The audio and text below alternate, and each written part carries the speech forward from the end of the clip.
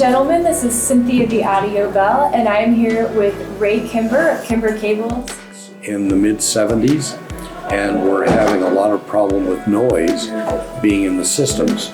And so I wanted to develop a cable that would self-shield, and the counter-rotating braids did that. I was always the kid who saved his money and spent it on a turntable or on a new cartridge, or built my own speakers in junior high school. We use a high-frequency dielectric tester with a falling field, and so as the cable goes through it, it ramps it up and actually does almost like a corona. The conductors have no insulation on them. They're simply spaced with a cotton matrix, but there's no plastic. There's no insulation on them. They're naked.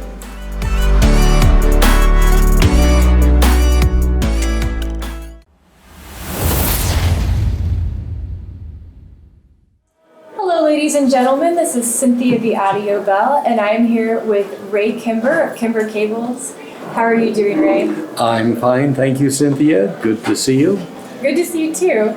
So, I wanted to interview you because your company is so interesting to me. You have really quality cables. I have the Hero series, and I love them. And they sound great. And I was wondering, what got you into cables in the first place? Well, thank you. It started, I've been in audio my entire life, but what really started the cables were, we were doing large discotheques in the mid-70s, and we're having a lot of problem with noise being in the systems. And so I wanted to develop a cable that would self-shield, and the counter-rotating braids did that.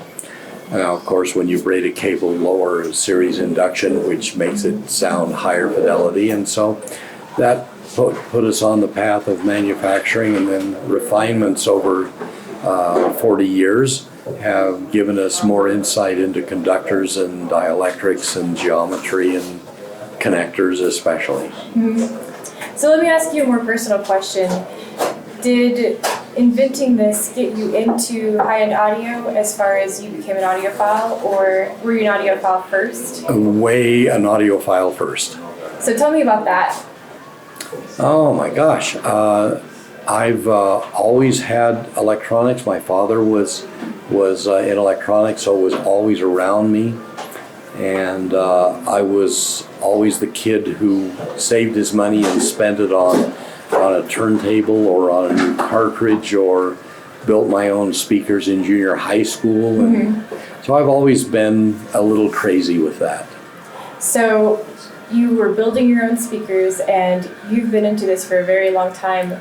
Did listening to a specific piece of music touch you in a certain way that sent you on that path when you listened to some of the speakers you built?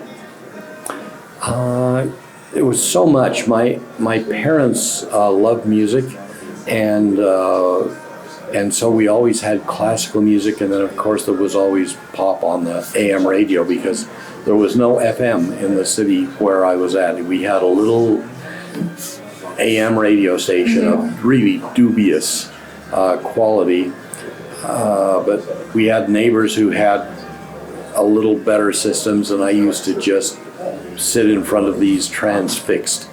So it was, my musical tastes are very diverse. I tend to really enjoy really heroic music, and so I want good songwriting, good recording, good. I like it to be good. Yeah. So what's some of your favorite road music that you like to listen to? Oh, I like many classical musics, especially if it's like a large pipe organ, for instance, or big choir. I also like solo a cappella, just singing. I like solo piano, I like guitar, I like electric guitar. I mean, it's wide ranging. A wide variety of things. Yes. Yeah, I always ask this question because when I'm talking to people for a certain gear that I like to get the person behind the gear, not just the gear itself, because I know the gear is great. Right. I like to hear the story behind it because I think it's really inspiring to see what caused that person to create that product and that person behind that story. Yeah, for instance, there is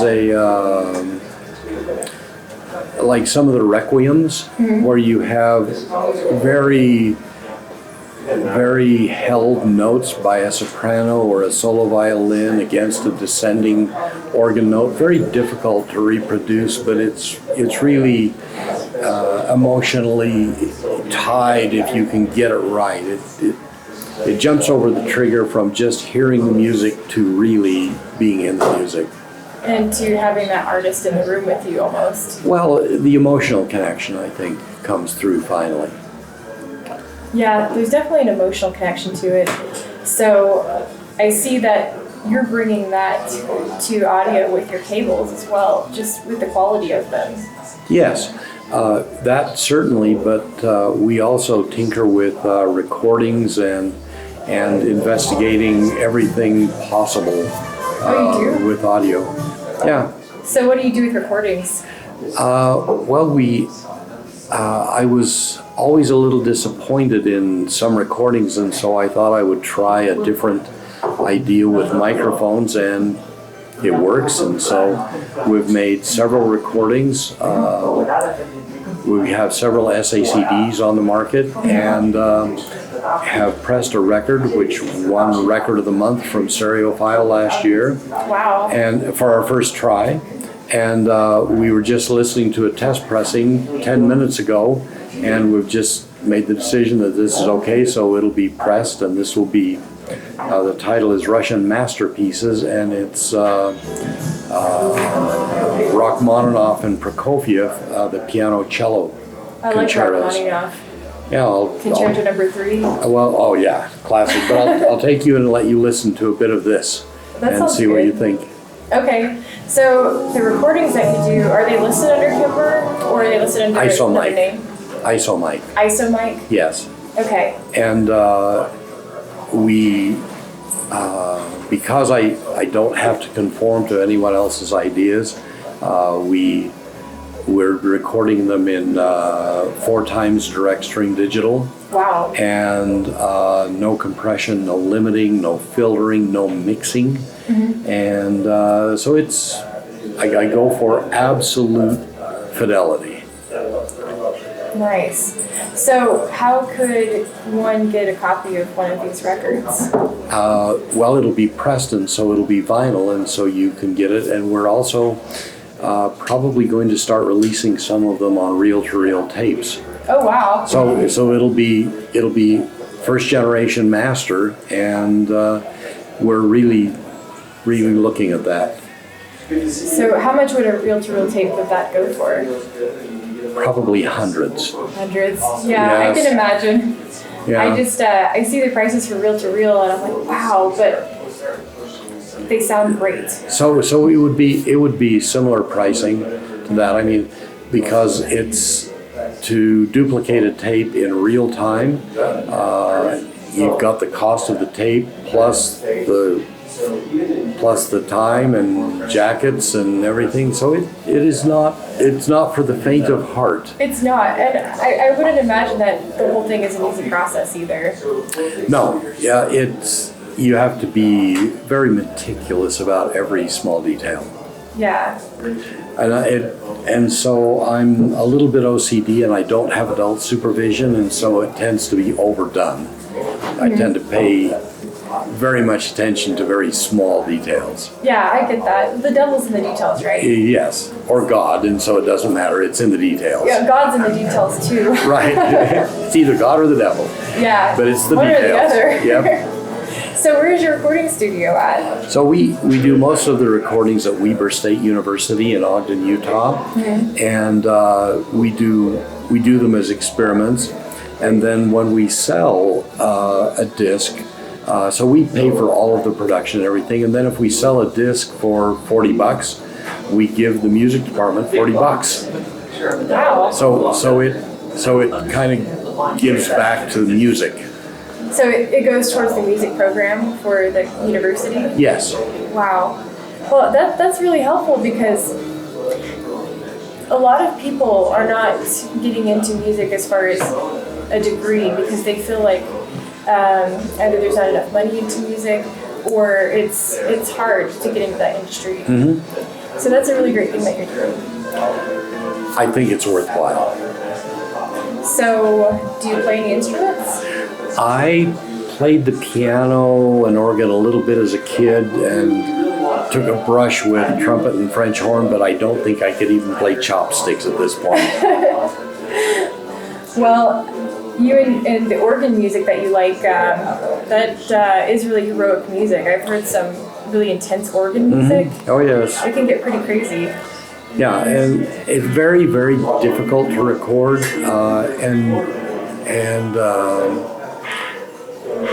and so I came up with the theory that recorded music is like canned sushi. Canned sushi. You can't do it, but there is a huge difference between pet food and albacore, and so you should try and do the best you possibly can. And so we have recorded a big Wurlitzer organ, and it sounds spectacular. And we've also done some other big things. Familiar with a musical genre called drum corps? I'm not. Yeah, it's where it's heroic music. It's more than 100 musicians playing crazy dynamic range. And we've managed to do some really gratifying recordings of that. I bet that sounds amazing. And that's available on SACD. Wow. I'd like to do that. So, do you have an SACD player? I do. I have it's a really old Yamaha that's compatible with SACDs and CDs as well as Laserdiscs. So I'd be able to play it. Okay. Yeah. We'll get you one. Then you can say what you think. All right, I will definitely do that. I'm really interested to hear it. I like percussions and I also like heroic music. A lot of the heroic music that I listen to is like movie music. Mm-hmm. Like for instance, Conan the Barbarian. Right. Yeah, that to me is really heroic. Or Gladiator. I agree. Yeah. So do you like movie music as well? I do. Have you? What do you think of the soundtrack to Call of Duty, the video game? Ever hear that? I haven't heard it. Yeah, they recorded that with a nearly 100-piece top-tier studio orchestra, and that kind. If it's well recorded, that kind of stuff with good composers is really amazing. Yeah, and it's amazing that the video game world is so into audio and music. Sure. That they have music composers for video games, and some of it I've gotten from friends who are gamers, gotten music from them. And it's high fidelity. Mm-hmm, definitely. So circling back to your cables, I was wondering, because they're such high quality cables and they're so great, what makes them so great, and what would make someone buy one over an AudioQuest or another cable, for instance? Well, you just mentioned a brand where I have very good respect for their engineering and their business practices and their people. So that certainly could be a brand that would be considered. We think we do a really good job, and maybe a better job. I don't know, but we have a very good test facility, and we listen carefully, and we try and correlate the two at a level that I'm unaware of anyone else even attempting to do. Wow. We have really an extensive set of test equipment, and it's right out there on the crazy limits. We do virtually all of the manufacture in Ogden. It doesn't come from overseas, and we think that we understand what we're doing. So I really like that you make your cables here in the United States. And to me, that in itself is amazing that you do that. So what makes them different from other cables? I mean, attention to every detail, the metal, the dielectric, how the insulation is put on or dielectric is put on, whether it's sleeve extrusion or pressure extrusion. And what is that? Well, so pressure extrusion is where the plastic is pressurized onto the conductors, and sleeve extrusion is where it goes through an extruder head and it comes out as kind of a funnel, and then as the conductor goes through it, it pulls it down onto it. And and then soldering. So we use special solders, and we use soldering guns that inject a small amount of nitrogen into the soldering field so that it's a cleaner joint and the crystalline structure is better. And and then even the connectors we use, like the Wbt Connectors, the company is absolutely crazy, just like we are. They have just developed and put in place a plasma coating for gold. That it's actually revolutionary. It's the only one that we know of that anyone has in the world. And when you plate normally gold on something, it's a galvanic process where you use an electrolyte and a bath and an anode and a cathode and DC voltage. But the gold atoms just rush over and stick to the other part. But it's kind of like being mobbed. It's in incoherent chaos of a coating. And this is very orderly. This lines them up. Yeah. So how does that sound? What is the difference in sound when you're listening? Well, I think that maybe a good explanation is that in this case the result follows the form, because it sounds more measured, more accurate, more fidelity, less chaotic sometimes. More on point? Yes, exactly. More precise, and at the same time retaining the music. Wow. So is there a lot involved in testing a cable in the factory? Yes, and testing cables, the test equipment oftentimes will only tell us if we've done something wrong. Right. And then because we haven't figured out how to correlate some things that we know we can hear with measurements. So the subjective versus objective. Yeah, measurements are a tricky business.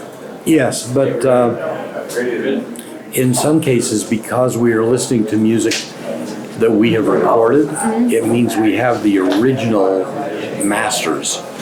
And so we can, for instance, play it out and re-record it into the digital audio workstation, and then make a change in the cables or something, and then do it again. And now we have before and after, and we can invert one of them and listen to only the difference. So is it tough to tell sometimes?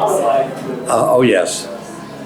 Sometimes it's just kind of like an emotional impression of what you're listening to. You can't really articulate it. And then in that case, we will listen to something for like days on end, and we get a stronger and stronger certainty that, okay, this one is better than this one. Mm-hmm. I can imagine that if they're both really close or really good cables, you'd have to listen very carefully to tell.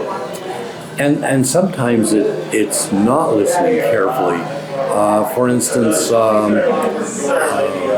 sometimes I will just when I come in a couple of hours early, I will just listen to the same piece of music on the same cables for several days in a row and not really pay particular attention, and then switch and then do it, and then be like, I like the first one better than the second one. And because it's that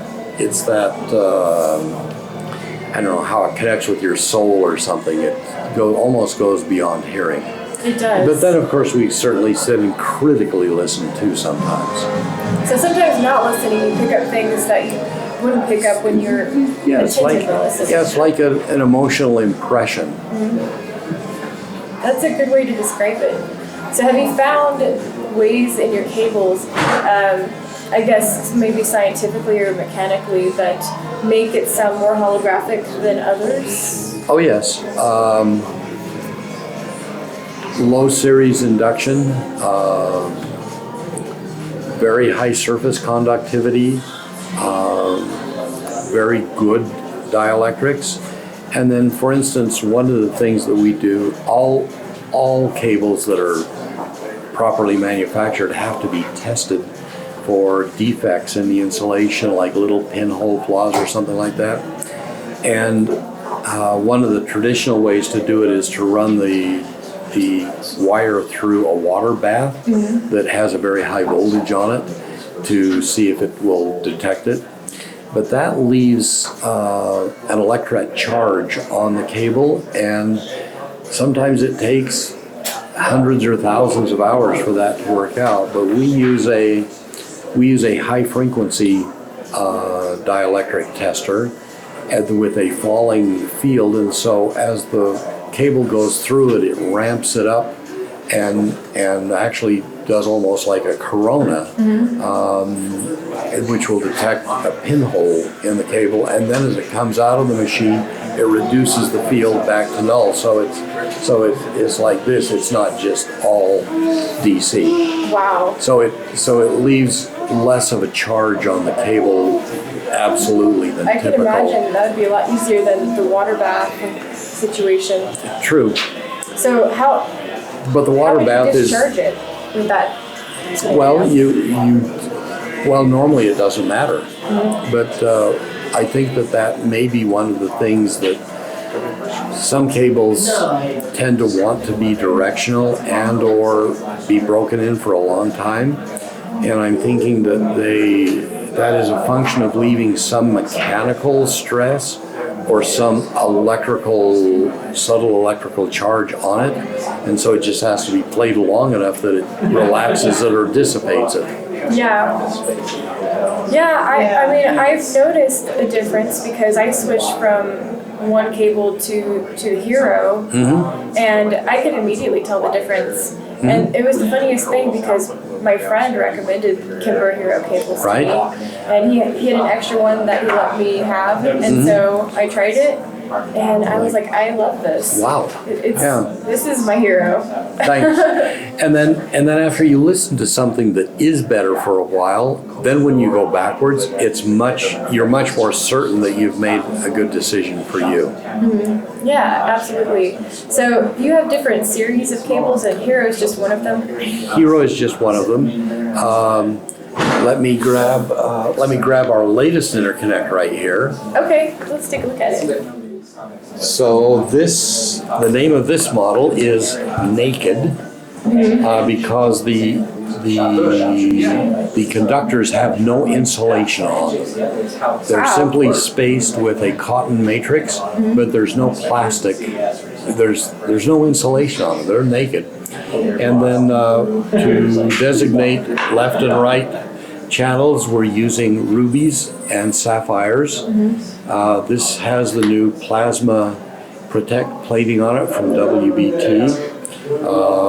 This little block is actual crystal glass, not plastic.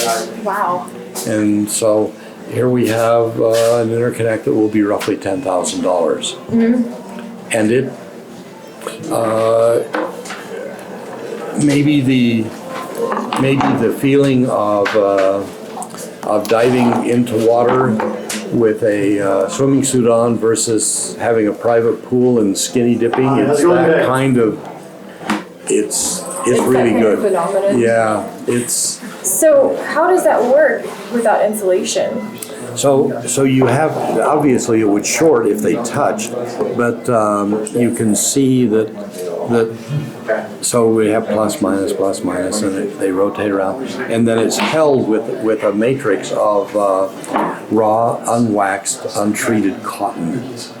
So they're separated, they're spaced, but there's no plastic on the conductors. And the cotton doesn't hold ESD? No, it's inert, so you can see. Wow. That's amazing. And it only touches every once in a while anyway. That is so cool. So which one is this? The model? Yes. This is Kimber Kable Naked. Okay, Kimber Kable Naked. So do you And have... it's brand new. It's what? It's brand new. This is the first show we've talked about it. It looked new because the last time I went on your website to go shopping, I didn't see this on there, so... No.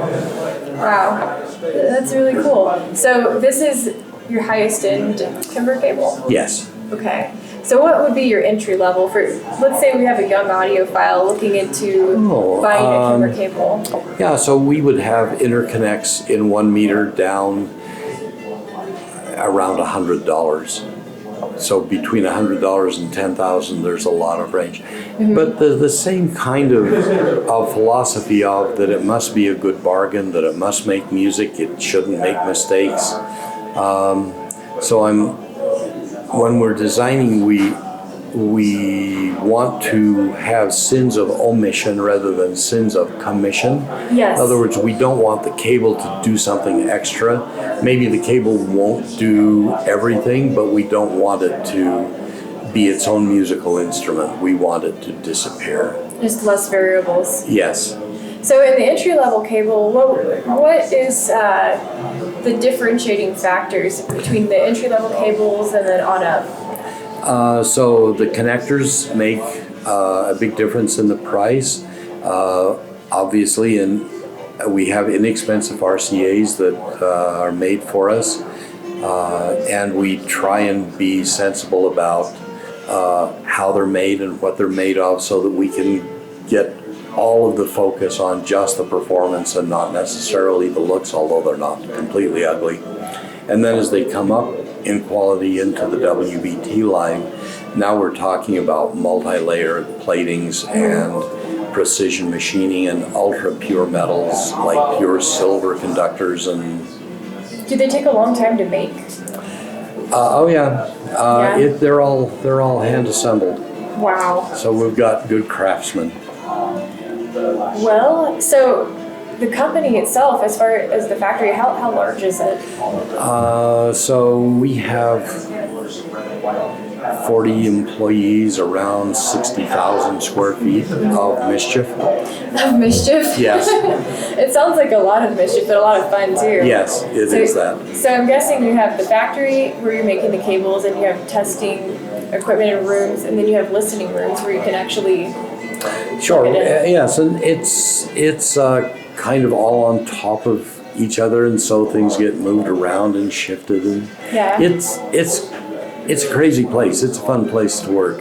It sounds like fun. It sounds like a fun energy place to work. Thanks.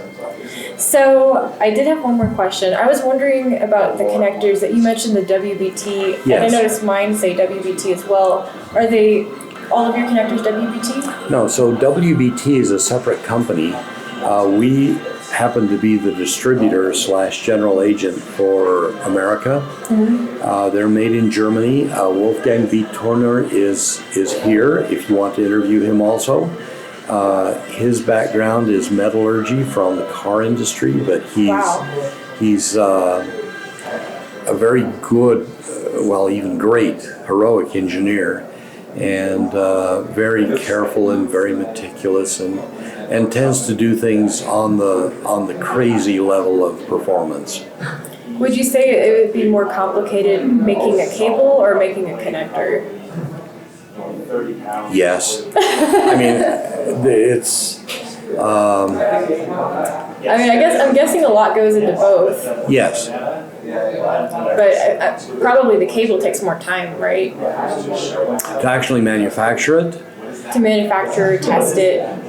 No, I don't think I could say on that. I think that sometimes you'll have a design and everything falls into place and it becomes pretty straightforward, and other times you have mysteries that you have to overcome and it takes forever to work through those little mysteries. And then troubleshooting and finding out what's causing Yeah, with things. connectors, and it could be a design choice, it could be a machine manufacturing issue, it could be temperature or speed or drawing fluids. I mean, there's so many things.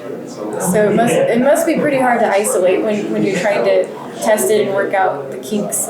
Oh yes. Oh yeah.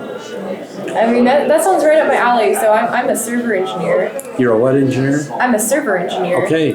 And so I have to troubleshoot issues, with servers all day, and so I can kind of relate to having to isolate.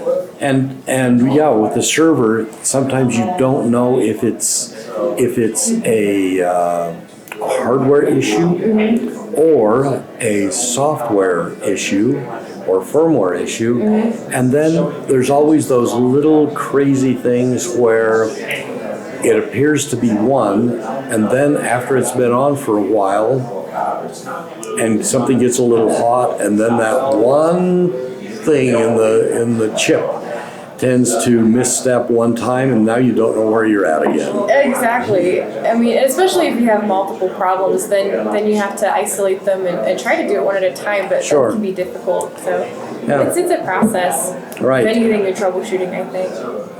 So I would like to listen to that recording you were talking about. So I think that this is a good stopping place, and I really thank you for doing this interview with me. Thank you. And it was a lot of fun getting to talk to you and hear your background and story, as well as just go nerdy with cables, because I found out I had more questions than I ever thought I did. Thanks. So let's go listen to some music. All right, sounds good. This is Cynthia the Audiophile signing out.